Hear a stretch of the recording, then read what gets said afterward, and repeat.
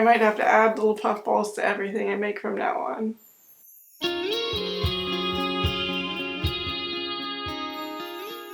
Hello my celestial friends! I'm Echo, the Saving Sorceress, and today we're gonna make some beanies. It's winter time, and there's nothing I love more in the winter than wearing a good beanie. You know, keeping my head warm when it's cold outside, and just feeling cozy. I am all about that.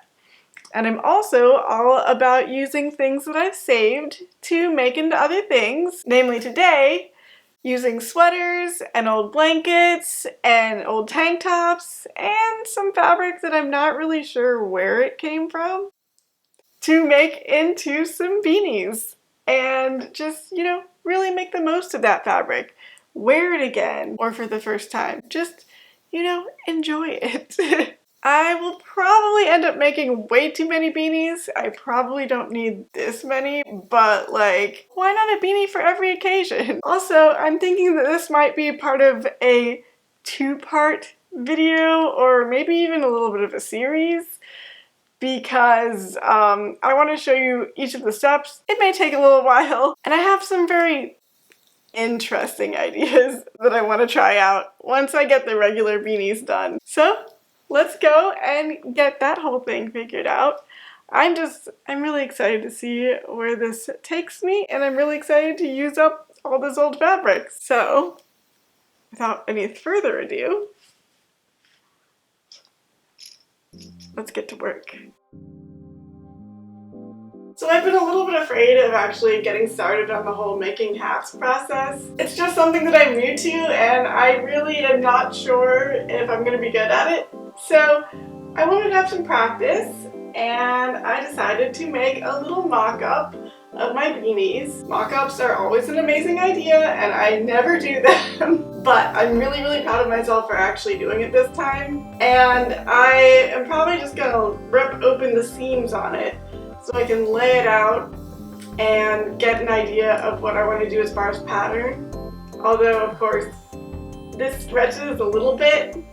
Not all these fabrics are going to stretch, and some of them are going to stretch a whole lot. So I think I'm going to have to do some, you know, figuring out. So I measured around my head with my little measuring tape, and it ended up being around 54 centimeters, give or take.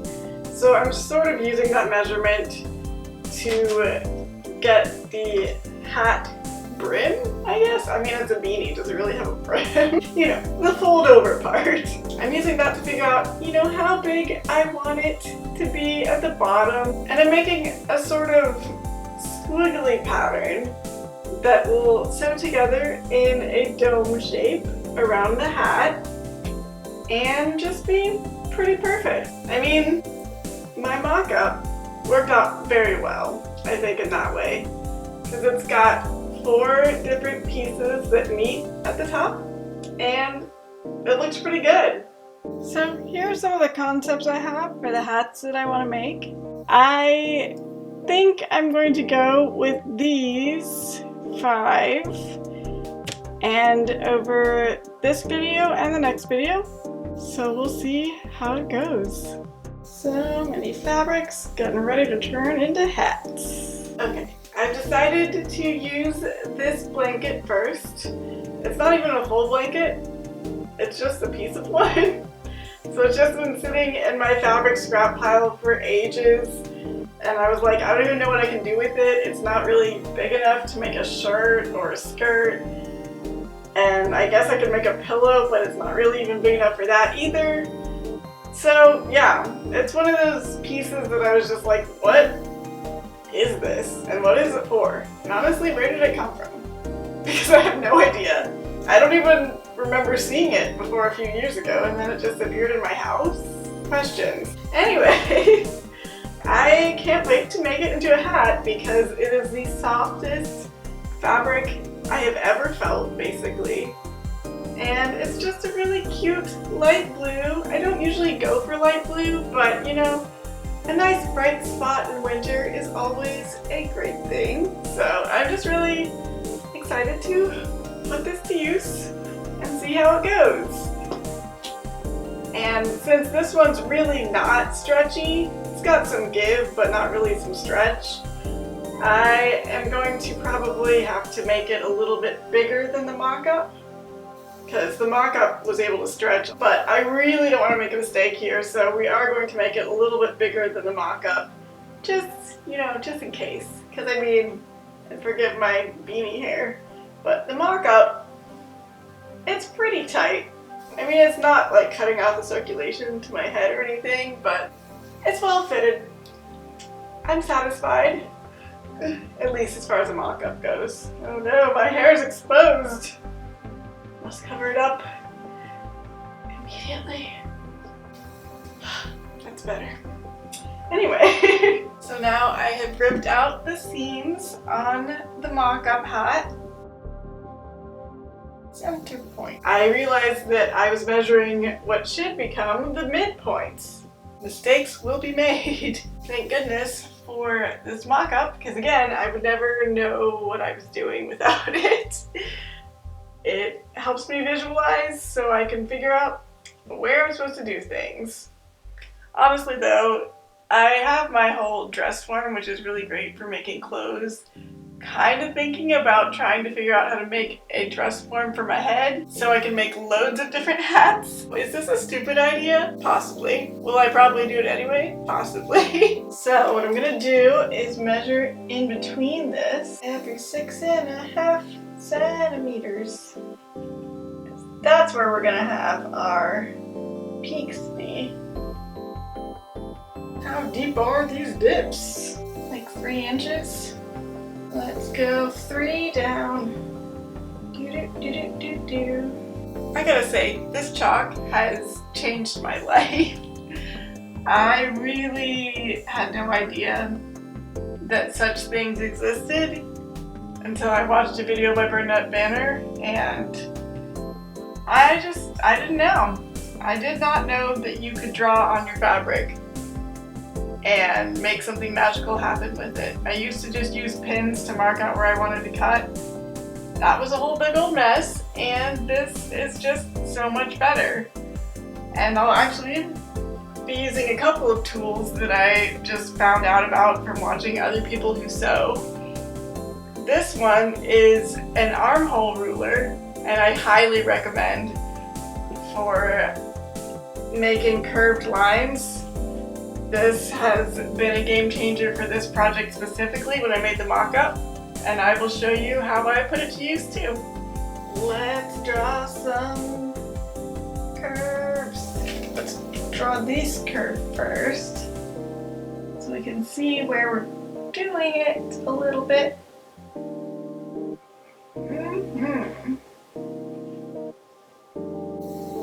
Oh goodness, I hope this goes okay. So scared. Cutting into my real fabric. It's terrifying. I'm so scared. What if something goes wrong?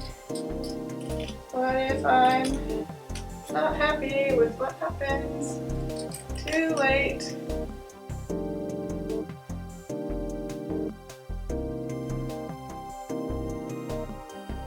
I'm gonna pretend it's all fine. And that cutting fabric isn't one of my biggest fears in sewing life.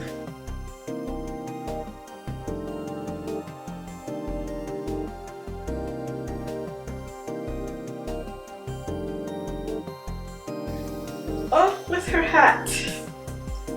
Let's see how it looks. That looks almost hat-like, right? I think so. Okay, let's fold over the front, because I really like when you got a nice front fold on the beanie. I think this is good. Yeah, I think it looks pretty good, and it's very cozy.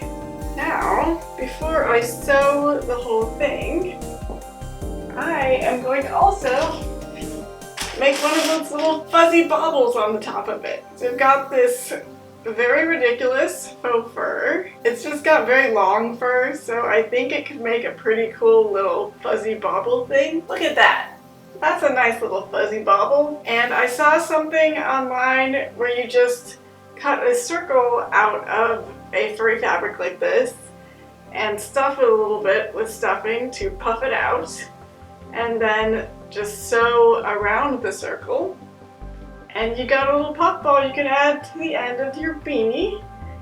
And yeah, we're gonna see if that works. So I think this little cake meal container that I found should be around the right size. I mean, we'll find out, I guess. Alright, circle. This is why I don't deal with furry things that often.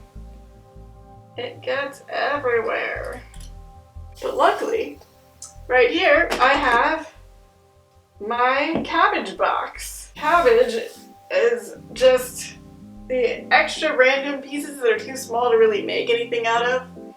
Some people, you know, keep their cabbage in relatively big pieces. I don't really know what they use those for. Whenever I get some free time, which is rare, but I guess actually whenever I'm anxious or just watching TV or something, I like to cut all of my excess fabric that I'm definitely not going to be able to use into the tiniest little bits, and then I use it as fiber fill for whatever projects I'm working on.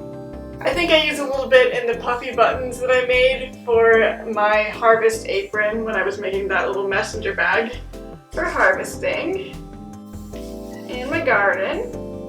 And now I'm just gonna put all the excess fur into here. It'll be good fill. Sewing all the way around the edges. I think I need to make bigger stitches. Oh yeah, see how it's curving in? It's becoming something.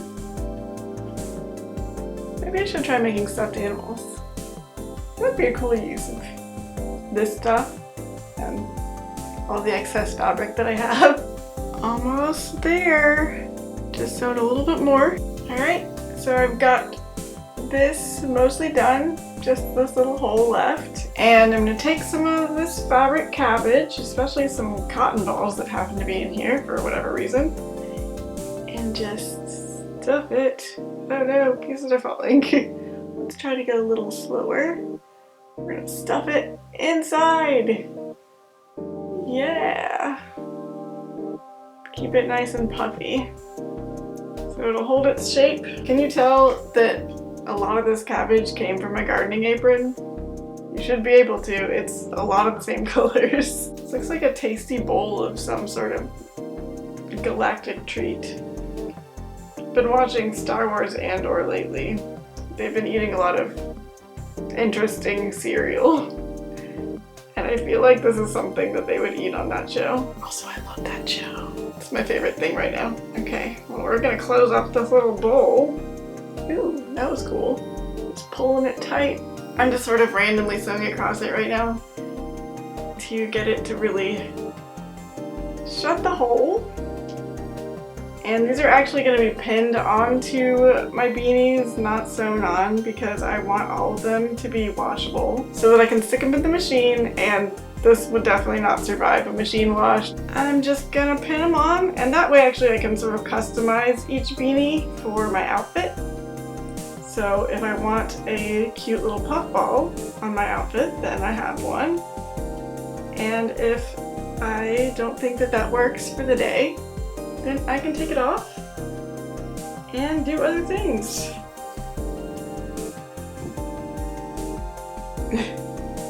It's perfect. It's like a little snowball. It's so cute. And I always wondered how they made these. This is just honestly a game changer. I might have to add little puff balls to everything I make from now on. Dangerous. I like it. So I'm going to sew up each of the two sides that are close to each other. Make sure when you're sewing this part for the two different sides that you are sewing on the inside, because you want the outside of the hat to look really nice. And the only part that you won't sew on the inside is the little fold up brim part, where you will actually sew that on the outside so that when you fold it up, it'll be inside the hat.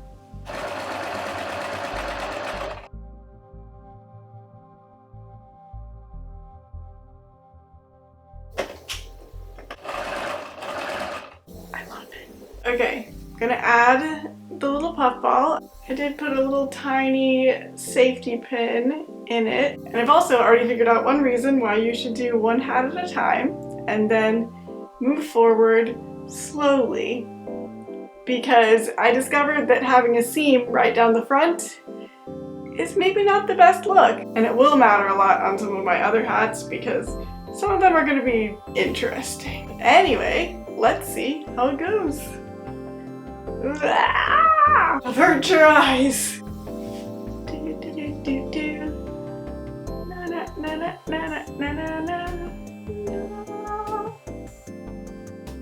Okay. Yeah, so this is it with the seam down the front. It's not the worst thing in the world, but let's turn that to the side a little bit, perhaps. Yeah, there we go.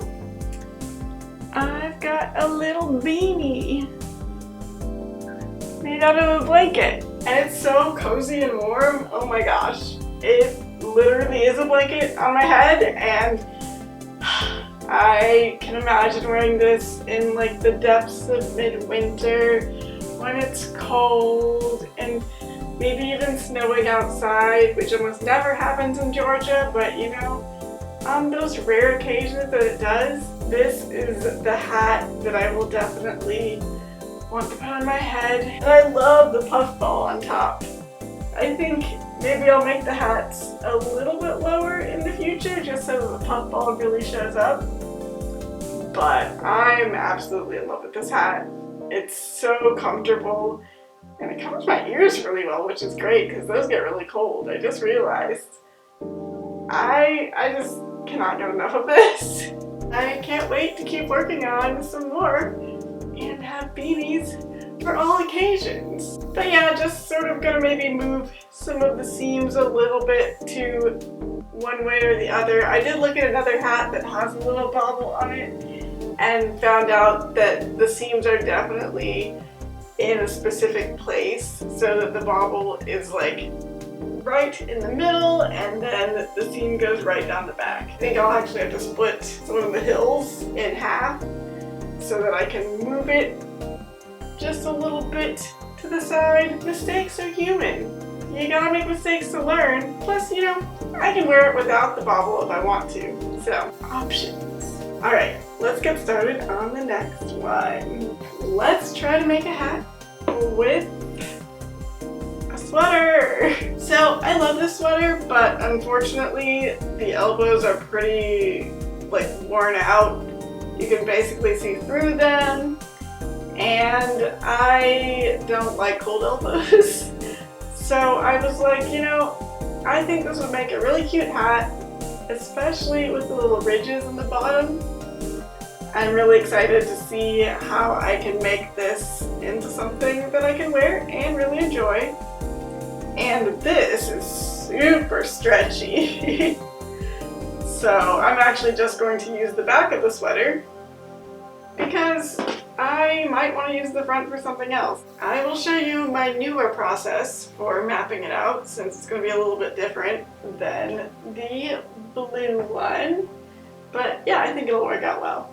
Not sure if you can see it, but I have drawn a line across this so that I can hopefully get a pretty accurate estimate of where I want the top of the hat to be, and then I'm just going to cut down the sides since it's so stretchy that it actually has 54 centimeters on just the whole back. Yay! Okay, I lied. Because I made a few small errors on my first go around with my hat, I did want to try to see if I could do a little bit better. I mean, mock-ups are great, but apparently, you know, they don't solve all problems, which we who have been sewing for a long time, we know this. So I decided to try again with the other side of the blanket piece or whatever scrap fabric this is, because I wanted to see if I could make it a little bit better. This time I have it cut a little differently so that one of the peaks of a hill is actually on the edge. That way there will be no piece going down in the middle. It'll all be going up, so it'll look a little cleaner. Also, I figured out that I made the hat a little too long compared to my other beanies. All of my beanies tend to be around 10 inches from top to bottom, and this one has got a few inches on there. Not a problem, again, but felt like I could do better, and my perfectionist self would just not let me give up. So, of course, I'm trying again, but I think this will be really good, because if this all ends up working out perfectly, it can be my model for all of the rest of the hats going forward. And, you know, we want to do our best. We want things that we're really proud of and that we will use forever and ever and ever and ever and ever. So, I'm going to sew this one, see how that goes. I'm just going to sort of have to treat the seam as a separate piece. I think it will work out just fine, and I will come back and show it to you when I'm done. Ah, I love it. So this is the remake, and I think it's really cute. Got the little bubble right on top. I did end up having to sew way further down than just the 1.5 inch mark. It's still a lot closer to 3 or maybe even 4 inches just to get it nice and smooth and rounded. But because the seams are on the sides, it's not as noticeable. So I think that's really good. It fits perfectly on me. So I am just super pleased with the way that the second hat turned out, and I think I'm ready to go on to my next hat. So now I've got the inside of my sweater facing outwards, and since it's so stretchy, I'm gonna have to redo the math. But basically, I'm splitting it into 4 quadrants, and it is 32 centimeters wide. And I usually use centimeters because they're a little more precise. It is really hard marking on extremely stretchy fabric.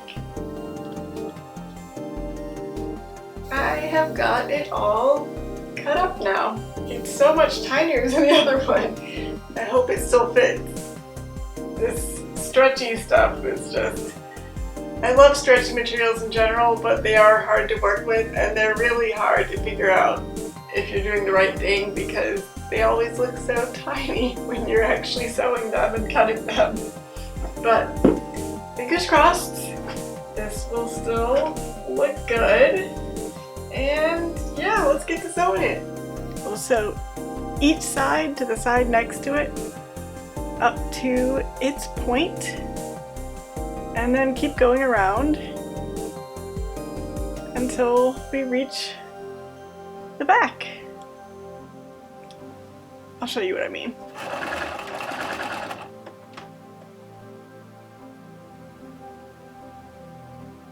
Then we'll just sew the next one to meet it at the center point. And I'll probably try to go over the center point too so it really secures it. And then it'll start making a rounded hat. But it won't have any lines down the front. I think this will work out well. Just like my second try. I did change the red thread because, you know, it might be a little bit visible. And on this bottom part, we want it to look its best. So, what do we think? I love it. Oh my gosh, this is basically my new favorite hat, I think. I don't know, it's just... It's so comfy.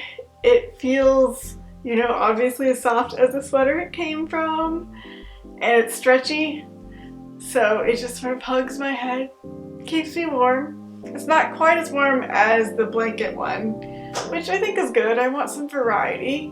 Never know when it's gonna be, you know, super cold freezing, or if it's just gonna be a light chill, which I think this is perfect for. It's also, you know, it did come from a bit of a threadbare sweater, so It's not in perfect condition, but as a hat, you can't tell. So I love that. And it's super cute. I love it. And it has a little point at the end. I think because I sewed it all to a point and sort of really reinforced that area. And it makes me feel like a little fairy elf, and I mean, I'm never gonna not enjoy feeling like a fairy elf, let's be honest here. I love this, and I thought I would try out the little puffball on it too. I made it for the blue hat, but I think that could add a sort of festive touch to this perhaps, so let me try it out. Ah, cute! I might want to pin it a little more forward, but I think it is adorable. Oh my gosh. I'm just super excited about all these beanies, and I can't wait to see what ones I can make next. Let's go and see what we can create. So, which beanie was your favorite? And would you ever try making some for yourself? Or have you ever tried it before? I had a blast making these, and don't forget to stick around for part 2. I am just so excited to have all of these beanies in my life. You know, this one's good, but there's something extra special about ones that you made with your own 2 hands. And also, if you enjoyed this video, I would really love it if you'd add a like and subscribe, and stay tuned for more videos like this about sewing and thrifting and crafting and fashion, all with a witchy spin.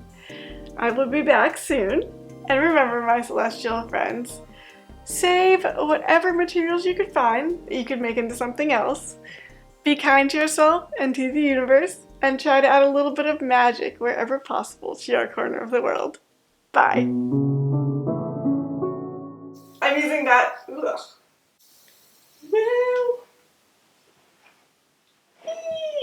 I've been holding on to that sweater for at least like 10 years?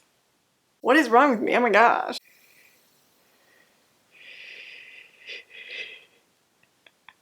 Am I old?